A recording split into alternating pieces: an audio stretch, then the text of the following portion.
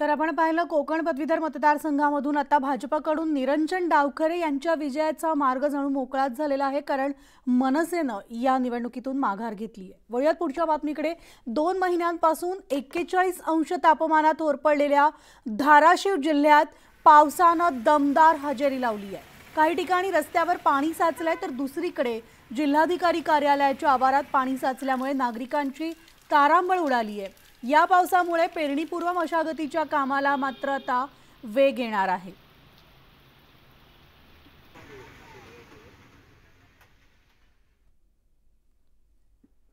तर सोलापूर जिल्ह्यामधल्या नरखेड परिसरामध्ये सुद्धा विजांच्या कडकडाटासह वादळी पावसानं जोरदार हजेरी लावली आहे। तुफान पावसामुळे भोगावती, सीना नद्या तुडुंब भरून वाहू लागलेल्या आहेत। दुष्काळ सदृश्य भागात जोरदार पाऊस झाल्यामुळे शेतकरी राजा नक्कीच सुखावलाय।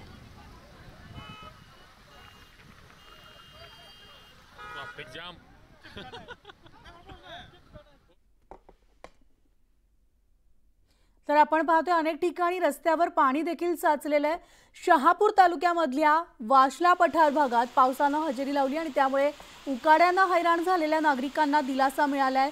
शेतकरी राजा देखील सुखावलाय। सतत 2 तास जोरदार पाऊस झाल्यामुळे सर्वत्र पाणीच पाणी झाल्याचं पाहायला मिळतंय।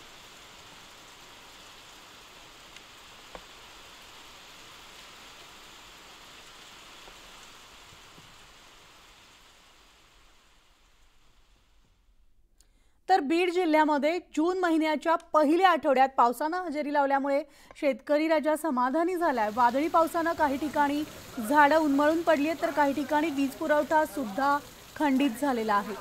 समाधानकारक पाऊस होत असल्यामुळे शेतकरी वर्गातून आता समाधान व्यक्त केलं जातंय। पेरणीसाठीची लगबग सुद्धा सुरू झाली आहे, मात्र वीज पुरवठा खंडित झाल्यामुळे नागरिकांचं, गावकऱ्यांचं जनजीवन थोडंसं काही प्रमाणात विस्कळीत झालंय। तुम्हाला थांब पाहिजे आणि या